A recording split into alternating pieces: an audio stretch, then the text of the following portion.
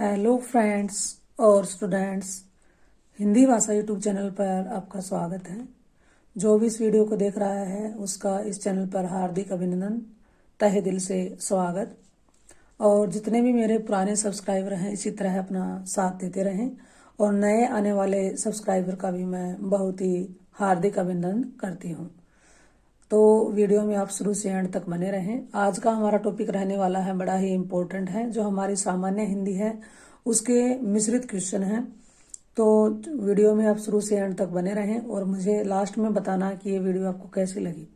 अगर वीडियो आपको अच्छी लगे तो इसे अपने दोस्तों के साथ शेयर कर दें और चैनल पर आप पहली बार नए आए हैं तो इस चैनल को सब्सक्राइब कर लें ताकि नई नई जो वीडियो डाली जाए उसकी जानकारी आपको समय पर मिल सके। और वीडियो के एंड में बताना कि आपके कितने क्वेश्चन सही हो पाए कमेंट बॉक्स में डाल करके। चलिए पहला क्वेश्चन शुरू करते हैं। तो चलिए वीडियो की शुरुआत करते हैं। इसका पहला क्वेश्चन है हमारा, भाषा की अभिव्यक्ति के कौन कौन से रूप हैं? यानी कि भाषा को अभिव्यक्त करने के, अपने विचारों को प्रकट करने के कौन कौन से रूप हो सकते हैं? तो ऑप्शन सुनिए, मौखिक, लिखित, मौखिक और लिखित, इनमें से कोई नहीं। तो आपने अपना आंसर सोच लिया होगा। मैं इसका आंसर आपको बता देती हूँ। इसमें जैसा कि हम जानते हैं कि भाषा को दो प्रकार से व्यक्त कर सकते हैं हम, लिख कर भी और बोल कर भी। तो इसका आंसर हमारा हो जाएगा सी, मौखिक और लिखित दोनों। चलिए अगला क्वेश्चन है, क्वेश्चन नंबर 2 है, मानक हिंदी किस बोली से विकसित हुई है? यानी मानक हिंदी, जो हिंदी हम पढ़ रहे हैं, वह पहले एक बोली होती थी और वो कौन सी बोली होती थी ये बताना है। तो ऑप्शन क्या है, ब्रजभाषा थी, खड़ी बोली थी, या पहाड़ी, या अवधी। तो हिंदी का जो आजकल प्रचलित रूप है वह पहले कौन सी बोली होती थी? उसको पहले कहते थे खड़ी बोली। बाद में इसका विस्तार हुआ, विकास हुआ और ये क्या बन गई? मानक हिंदी। तो हमारा आंसर रह जाएगा इसमें बी। चलिए नेक्स्ट पर थर्ड क्वेश्चन देखिए, भारतीय संविधान में किस भाषा को राजभाषा के रूप में स्वीकार किया गया है? यानी कि नीचे दिए गए ऑप्शन में आपको बताना है कि राजभाषा को किसे मान्यता दी गई है राजभाषा के रूप में। तो ऑप्शन देखिए, अंग्रेजी को, हिंदी को, उर्दू को, या तमिल को। तो आप अपना आंसर सोच करके पहले लिख लें और कमेंट में डालकर मुझे बताना। तो चलिए मैं इसका आंसर आपको बता देती हूँ। हिंदी को किस भाषा का दर्जा दिया गया है? राजभाषा का। तो इसमें हमारा आंसर हो जाएगा बी। अगला 4 क्वेश्चन देखिए, 4th नंबर पर, हिंदी वर्णमाला में स्वरों की संख्या है, यानी स्वरों की संख्या बतानी है कितनी है? ऑप्शन देखिए, 8 है, 9 है, 11 है, 14 है। तो हिंदी वर्णमाला में स्वरों की संख्या कितनी होती है? 11 होती है। अब आगे 2 और लिखे जाते हैं, अंग अह बोलते हैं जिसको, वो स्वर नहीं है, उनको एक विशेष नाम दिया गया है। वो नाम क्या है उनका? अयोगवाह कहेंगे उनको। ठीक है, अगर इसके बारे में आपने नहीं जाना अभी तक तो इसके लिए भी मैंने वीडियो बना रखी है, आप उसको देख सकते हैं और फिर इन क्वेश्चन को सोल्व करने की कोशिश करें, तभी आपके सही हो पाएंगे। तो पहले जो बेसिक नॉलेज है, बेसिक जानकारी है, उसको जान लेना आपके लिए बहुत ही आवश्यक है, तभी ये क्वेश्चन आपके सही हो सकते हैं। चलिए अगला क्वेश्चन कर लेते हैं। इसका आंसर 4 वाले का क्या है? सी। पर्यावरण शब्द का संधि विच्छेद कौन सा है? पर्यावरण का क्या बताना है? संधि विच्छेद करके बताना है। तो ऑप्शन देखिए, प्री प्लस वर्ण, अगला प्री प्लस आवरण, सी ऑप्शन देखिए प्रीध प्लस आवरण, डी ऑप्शन देखिए प्रीधि प्लस आवरण। तो आप अपना आंसर सोच करके मुझे बताना। तो मैं इसका आंसर आपको बता देती हूँ। आंसर आने वाला है बी, परी प्लस आवरण। ये क्यों आया? क्योंकि ये हमारी जो स्वर संधि है उसमें यण संधि का एग्जाम्पल है। यण में क्या रूल था? ई के बाद कोई भिन्न स्वर आ जाता है तो क्या हो जाता है? वो यह हो जाता है। तो देखिए यहाँ पर ई है, ई के बाद आ गया तो यहाँ पर यह होना, और आ की मात्रा है तो यह बन गया। तो हमारा आंसर क्या रहने वाला है? प्री प्लस आवरण। स्वर संधि का ये कौन सा पार्ट है? यण संधि। ठीक है, क्लियर हो रहा होगा। अगर कोई भी डाउट रहता है तो कमेंट में डालकर पूछ सकते हैं। 6 नंबर पर देखिए, वह शब्दांश जो शब्द के पहले जुड़कर अर्थ में परिवर्तन ला देते हैं उन्हें क्या कहते हैं? यानी कि कोई शब्दांश है, शब्दांश क्या होता है? शब्द का छोटा सा अंश यानी कि हिस्सा, और वो कहाँ लगा हो? मूल शब्द के पहले लगा हो, तो उसको क्या कहेंगे? निपात कहेंगे, प्रत्यय कहेंगे, उपसर्ग कहेंगे, या संधि कहेंगे। तो शब्द के पहले लगा हुआ शब्दांश क्या कहलाता है? उपसर्ग कहलाता है। और पीछे लगा हुआ शब्दांश क्या कहलाता है? प्रत्यय कहलाता है। निपात क्या होता है? ये अव्यय होता है। और संधि ये अलग से टॉपिक है।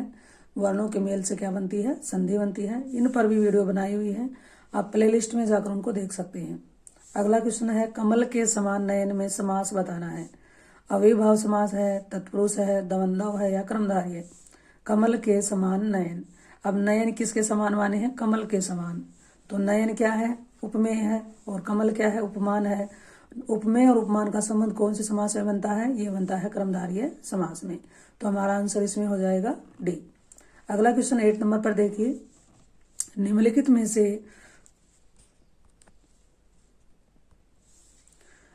में कौन सा अव्ययीभाव समास है? अव्ययीभाव बताना है। रण में कौशल, पीला है वस्त्र जिसका, समय के अनुसार, सत्य के लिए आग्रह। अब इसके ऑप्शन देखिए। रण में कौशल, अब जो कारक चिन्ह होते हैं वो कौन से समास में? वो तत्पुरुष समास में होते हैं। तो रण में कौशल ये तत्पुरुष हो गया। पीला है वस्त्र जिसका, ये क्या बन गया? बहुव्रीहि बन गया। सत्य के लिए आग्रह, इसमें भी कारक चिन्ह दिख रहा है, ये भी क्या हो गया? तत्पुरुष। तो 3 हमारे ये ऑप्शन में नहीं आएंगे। तो इसका आंसर क्या रहेगा? समय के अनुसार। ये जैसे कोई शब्द होता है उसके आगे क्या लगा होता? कोई अव्यय होता है, तो वो कौन से समास में होता है? अव्ययीभाव समास में। तो यथा समय का क्या बना दिया? समय के अनुसार। तो ऑप्शन हमारा आंसर रहेगा सी। 9 नंबर पर देखिए क्वेश्चन, आजन्म शब्द का समास विग्रह बताना है। जीवन पर्यंत, आजन्म का बताना है। जीवन पर्यंत, जीवन के साथ, मृत्यु तक, जब तक हो सके। तो आजन्म का मतलब क्या होता है? जीवन पर्यंत, यानी कि पूरे जीवन, जीवन भर। तो इसका आंसर हो जाएगा हमारा ए। अगला है शब्द की परिभाषा बतानी है कि शब्द किसे कहते हैं ये बताना है। तो ऑप्शन सुनिए। शब्द भाषा की स्वतंत्र और अर्थवान इकाई है। अगला है शब्द वह है जो भाषा में प्रयोग होते हैं। अगला देखिए शब्द वर्णों से बने होते हैं। डी ऑप्शन पर क्या है? सार्थक और निरर्थक दोनों ही शब्द होते हैं। अब देखिए निरर्थक को हम शब्द नहीं मानते, ये ऑप्शन कट गया है। शब्द वर्णों से बनते हैं, ये बात तो ठीक है, लेकिन आगे देखिए शब्द वह है जो भाषा में प्रयोग में होते हैं, ये भी ठीक है, लेकिन शब्द भाषा की स्वतंत्र और अर्थवान इकाई है। ये दोनों जो एग्जाम ऑप्शन हमने देखे हैं, इनमें ये सबसे टी का आंसर क्या है? शब्द भाषा की स्वतंत्र और अर्थवान इकाई है। जो जिसका अर्थ निकलता है उन्हीं को हम शब्द मानते हैं। ठीक है। स्वतंत्र का मतलब क्या है? अपने आप अकेले प्रयोग में किए जाने वाले शब्दों को कहेंगे हम शब्द की परिभाषा के अंतर्गत लेते हैं। तो शब्द की परिभाषा क्या होगी? शब्द भाषा की स्वतंत्र और अर्थवान इकाई है। ये हमारा इसमें आंसर हो जाएगा। अगला क्वेश्चन देखिए 11 नंबर पर, स्रोत की दृष्टि से शब्दों को कितने भागों में बांटा जा सकता है? तो देखिए इसमें स्रोत शब्दों का जो वर्गीकरण हम पढ़ते हैं उसमें शब्दों का वर्गीकरण कई आधारों पर करते हैं। जैसे कि स्रोत के आधार का मतलब क्या है? उत्पत्ति भी कह सकते हैं, इतिहास भी कह सकते हैं, और दूसरा रचना के आधार पर भी हो सकता है, अर्थ के आधार पर भी, प्रयोग के आधार पर भी। तो इसमें क्या पूछा है? स्रोत की दृष्टि से शब्दों को कितने भागों में बांटा जा सकता है? स्रोत बताना है, उसकी उत्पत्ति बतानी है, उसका इतिहास बताना है। तो 4 है, 7 है, 10 है या 5? तो उसका आंसर क्या हो जाएगा? 5। 5 कौन कौन से हैं? तत्सम है, तद्भव है, देशज, विदेशज और आगत। तो ये किसके आधार पर होता है? ये होता है स्रोत या उत्पत्ति या इतिहास के आधार पर। स्रोत की जगह यहाँ पर उत्पत्ति या इतिहास हो तो सेम ऑप्शन इसका रहने वाला है, क्योंकि सेम ही क्वेश्चन रहेगा। तो ऑप्शन हमारा इसमें आंसर क्या है? डी है। नेक्स्ट देखिए, जो शब्द संस्कृत भाषा से हिंदी में जो के तो आ गए उन्हें क्या कहते हैं? ऐसे शब्द जो संस्कृत के हैं लेकिन हिंदी में जैसे उसी रूप में प्रचलित है, उनको क्या कहेंगे? तद्भव कहेंगे, तत्सम, देशज या विदेशज। तो उनको क्या कहते हैं? हम तत्सम कहते हैं। और तत्सम शब्दों में थोड़ा सा रूप परिवर्तित करके प्रयोग में ले लिए गए शब्दों को क्या कहेंगे? तद्भव कहेंगे। और देशज जो अपनी आवश्यकता के अनुसार अपने जितनी जरूरत हो उसको बना लिया, उसको देशज कहेंगे। और विदेशज जो दूसरी भाषाओं से हिंदी में आ गए उनको क्या कहेंगे? विदेशज। तो हमारा जो प्रश्न है उसका उत्तर क्या रहने वाला है? बी, तत्सम। अगला क्वेश्चन देखिए, निम्न में से एक तत्सम शब्द छांटकर बताइए। तत्सम बता रहा है अनजान, सच, पत्ता, घोटक। अब देखिए मैंने पिछले क्वेश्चन में बताया था कि संस्कृत भाषा के जितने भी शब्द होते हैं वो क्या कहलाते हैं? तत्सम कहलाते हैं। तो तत्सम देखना है तो तत्सम संस्कृत का शब्द देख लो। अनजान, सच, पत्ता, ये सब क्या है? तद्भव है, क्योंकि हिंदी के शब्द हैं। घोटक, घोटक क्या है? ये तत्सम शब्द है। ये किसका है? संस्कृत भाषा का है। घोटक का तद्भव क्या हो जाएगा? घोड़ा। तो हमारा आंसर इसमें क्या रहने वाला है? डी। अगला क्वेश्चन है, निम्न में से कौन सा शब्द तुर्की भाषा का है? अभी बताना है तुर्की भाषा का शब्द कौन सा है? चाय, रिक्शा, कमरा, कैंची। तो ये सारे जो ऑप्शन है इनमें जो डी ऑप्शन है कैंची, ये कौन सी भाषा का है? तुर्की भाषा का है। अगला है विकारी शब्द होते हैं। विकारी बताने हैं कि इनमें ऑप्शन में कौन कौन से शब्द होते हैं विकारी। अब जो विकार या प्रयोग के आधार पर शब्द के दो भेद होते हैं, विकारी और अविकारी। तो विकारी बताना है, विकारी क्या होते हैं? जिनमें परिवर्तन हो जाए, और अविकारी जिनमें परिवर्तन न हो। तो परिवर्तन होने वाले कौन कौन से ऑप्शन देखिए, संज्ञा, सर्वनाम, विशेषण और क्रिया। संज्ञा, सर्वनाम, विशेषण, क्रिया विशेषण, क्रिया विशेषण। अब देखिए ऑप्शन पर चलते हैं। डी वाले ऑप्शन को देखिए, क्रिया विशेषण, ये क्या होता है? विकारी नहीं होता, ये क्या होता है? अविकारी होता है। ये इसको क्या कहेंगे? अव्यय है। दूसरा विशेषण हो सकता है, लेकिन क्रिया विशेषण आ गया इसके साथ, तो ये भी इसमें ऑप्शन कट गया है। संज्ञा, सर्वनाम ये दोनों होते हैं, लेकिन ऊपर वाला देखिए, संज्ञा, सर्वनाम, विशेषण और क्रिया, ये चारों के चारों शब्द क्या होते हैं? विकारी होते हैं। इनमें लिंग, वचन, काल, कारक के अनुसार अपना रूप ये बदल लेते हैं, इसलिए इनको क्या कहते हैं? विकारी। तो हमारा आंसर रह जाएगा इसमें ए। 15 क्वेश्चन आपको क्लियर हो गए होंगे। अगर कोई भी डाउट रहता है तो कमेंट में डालकर पूछ सकते हैं। चैनल पर आप नए आए हैं तो इस चैनल को सब्सक्राइब कर लें, और वीडियो आपको अच्छी लग रही हो तो इस वीडियो को ज्यादा से ज्यादा शेयर करें। 16 नंबर पर चलिए। संज्ञा के कितने भेद हैं? 3 हैं, 4 हैं, 5 हैं, 8 हैं। तो संज्ञा के कितने भेद हैं? संज्ञा के कितने भेद होते हैं? 3 होते हैं। कौन कौन से होते हैं? व्यक्तिवाचक संज्ञा, जातिवाचक संज्ञा और भाववाचक संज्ञा। ठीक है, चलिए अगला क्वेश्चन है, निम्नलिखित में से कौन सा शब्द स्त्रीलिंग नहीं है? स्त्रीलिंग नहीं है ये बताना है। दाल, मई, गर्दन, दर्द। अब चलिए इनकी पहचान कैसे करेंगे कि स्त्रीलिंग है कि पुल्लिंग। तो इन शब्दों के पीछे कोई भी क्रिया लगाकर देख लें। क्रिया अगर स्त्रीलिंग है तो शब्द भी क्या है? स्त्रीलिंग। क्रिया अगर पुल्लिंग है तो शब्द भी पुल्लिंग। अब देखिए, दाल खाई या दाल बनाई, ये क्या निकली? स्त्रीलिंग। मई आई, ये भी क्या है? स्त्रीलिंग। गर्दन उठाई, ये भी क्या है? स्त्रीलिंग। दर्द हुआ, ये क्या है? पुल्लिंग। तो हमें क्या बताना है? स्त्रीलिंग नहीं है, यानी जो पुल्लिंग है, तो हमारा आंसर हो जाएगा इसमें डी। अगला, हिंदी में वचन कितने होते हैं? कितने प्रकार के होते हैं? 2, 3, 4, 5। तो हिंदी में हमारे वचन कितने रहते हैं? हमेशा याद रखना, 2 होते हैं, एक वचन और बहुवचन। अगला है, निम्न में कौन सी भाववाचक संज्ञा है? क्या बताना है? भाववाचक संज्ञा कौन सी है? भारत, लड़का, कायर, मित्रता।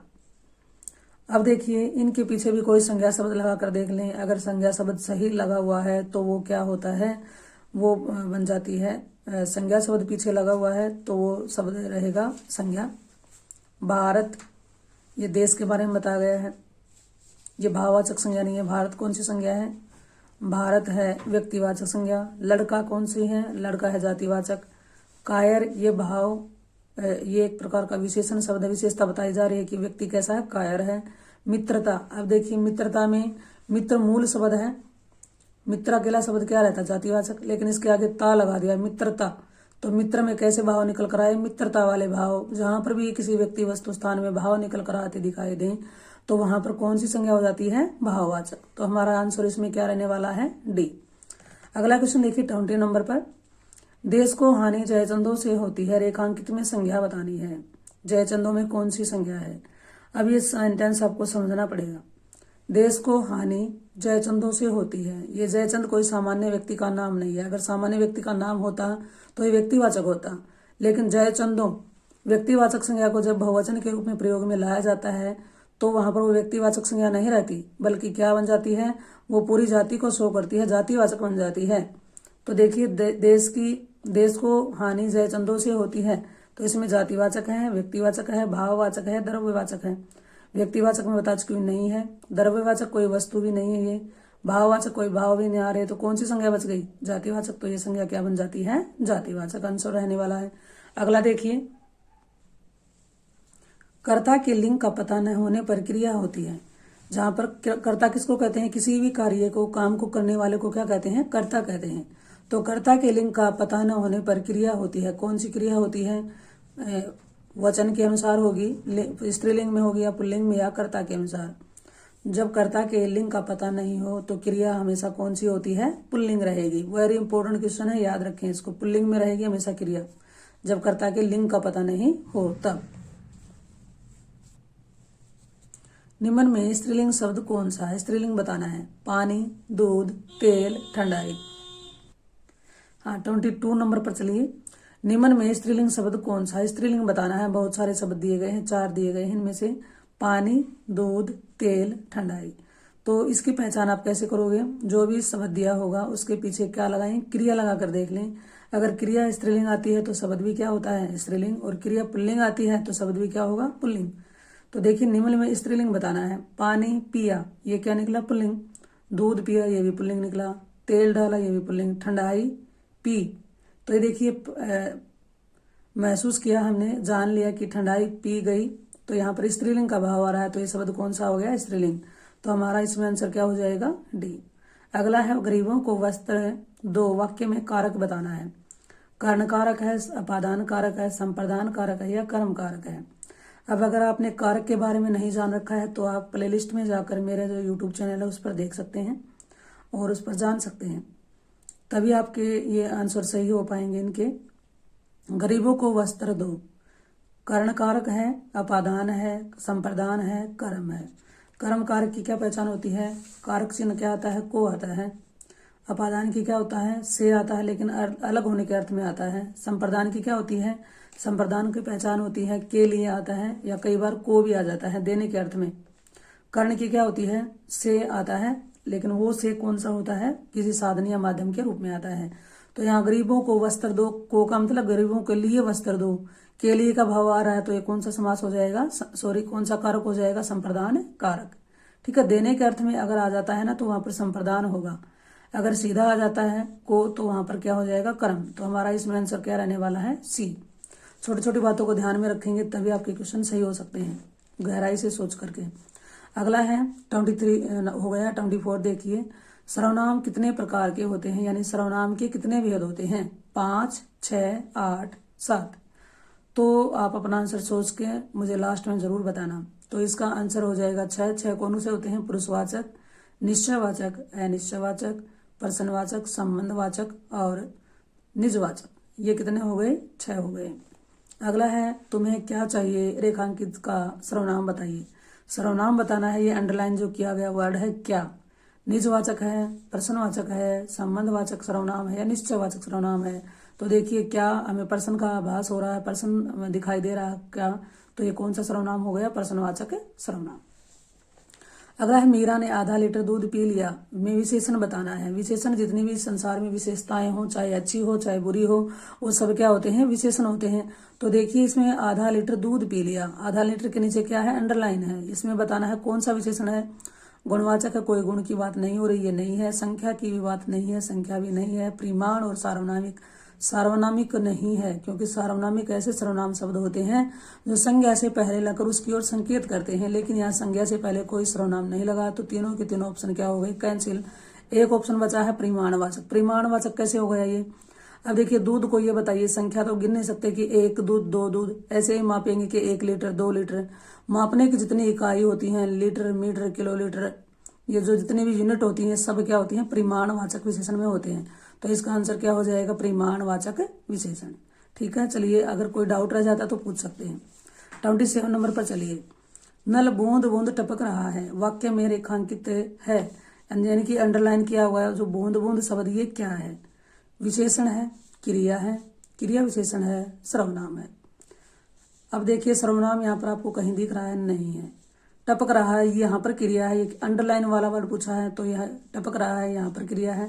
अंडरलाइन वाला बताना है तो क्रिया भी ये नहीं है, 2 कैंसिल हो गई। विश्लेषण, इसमें कुछ अर्थ नहीं होता, विशेषण पूछता तो भी विशेषण नहीं है। अब ये क्रिया विशेषण बच गया। क्रिया विशेषण कैसे हुआ? ये क्रिया है, टपक रहा है, और क्रिया की क्या विशेषता है कि बूंद बूंद करके, तो ये क्या बन गई? क्रिया विशेषण। तो नल बूंद बूंद टपक रहा है, क्रिया की जहां पर विशेषता बताई जाए वहां पर कौन सा होता है? अव्यय क्रिया विशेषण। सी ऑप्शन इसमें हो जाएगा। अगला है सुमित सो रहा है, वाक्य में क्रिया का भेद बताइए। क्रिया का भेद बताना कौन सा है? अकर्मक क्रिया है, सकर्मक क्रिया है, प्रेरणार्थक क्रिया है, द्विकर्मक क्रिया है। अब सुनिए इसके बारे में।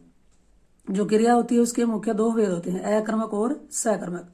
वैसे अनेक भेद होते हैं लेकिन मुख्य कितने होते हैं? 2 ही होते हैं। अकर्मक क्या होती है? जिसमें कोई कर्म नहीं हो, और सकर्मक जिसमें कर्म पाया जाए।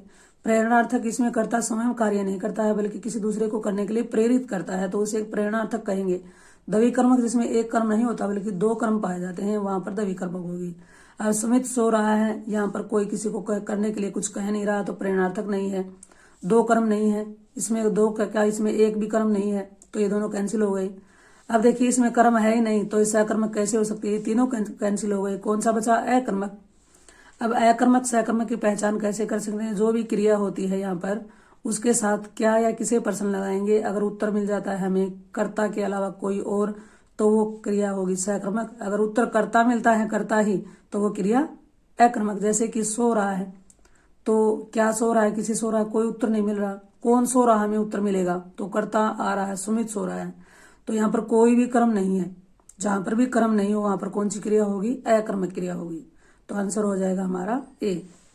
अगला है कर्तृ वाच्य में क्रिया संबंध होता है। कर्तृ वाच्य, अब ये वाच्य की बात हो रही है। आज 29 नंबर पर देखिए, कर्तृ वाच्य में क्रिया संबंध होता है। यानी वाच्य, ये वाच्य क्या होते हैं, वाच्य 3 प्रकार के होते हैं। और वाच्य होता क्या है ये आप डिटेल में देख सकते हैं, वीडियो इसके बारे में बना रखी है। तो कर्तृ वाच्य क्या कौन सा होता है, जिसमें कर्ता की प्रधानता होती है, क्रिया कर्ता के अनुसार ही बदल जाती है, तो वहां पर कर्तृ वाच्य होता है। तो कर्तृ वाच्य में क्रिया का किसके साथ संबंध होता है, क्रम से, भाव से, कर्ता से, किसी से नहीं। तो देखिए यहाँ पर कर्तृ वाच्य में क्रिया का संबंध किससे होता है, कर्ता से। तो सी इसका आंसर हो जाएगा। 30 नंबर पर देखिए, निम्नलिखित में कौन सी क्रिया द्विकर्मक नहीं है। यानी ऐसी क्रिया कौन सी है जिसमें, निम्नलिखित में से कौन सी क्रिया द्विकर्मक नहीं है। यानी ऐसी 4 ऑप्शन दिए हुए, इसमें बताना कि किस क्रिया में 2 क्रम नहीं है। राम ने मोहन को पैसा दिया, एक क्रम मोहन है, दूसरा पैसा, 2 क्रम हो गए, ये तो ठीक है। सेठ मुनीम को वेतन देता है, मुनीम को एक क्रम हो गया, वेतन दूसरा हो गया, 2 है इसमें भी। माँ नौकर से भोजन बनवाती है, माँ नौकर से भोजन बनवाती है, इसमें देखिए भोजन एक ही कर्म है। अगला और देखो, पिता ने पुत्र को पुस्तक दी, पुत्र को एक कर्म है, पुस्तक दूसरा कर्म है। तो 3 नंबर वाला जो हमारा सेंटेंस वाक्य है, माँ नौकर से भोजन बनवाती है, इसमें एक ही कर्म है। तो हमारा आंसर क्या है, द्विकर्म क्रिया कौन सी नहीं है, सी वाली। तो आज के लिए हम इतना ही करने वाले हैं। आगे जो क्वेश्चन बच गए और नेक्स्ट वीडियो में लेंगे। तो इस तरह से इस चैनल पर बने रहें, अपना साथ देते रहें। अगर कोई भी किसी प्रकार का आपको डाउट लगता है तो आप कमेंट में डालकर पूछ सकते हैं। अगर कोई भी टॉपिक आपको चाहिए कि इसके बारे में वीडियो चाहिए, तो आप कमेंट में डालकर बता देना कि आपको कौन सा टॉपिक है चाहिए, किसके लिए वीडियो आपको चाहिए है। अगर चैनल पर आप नए आए हैं तो इस चैनल को सब्सक्राइब कर लें। और ये वीडियो आपको कैसी लगी कमेंट में डालकर मुझे जरूर बताइएगा। थैंक्स।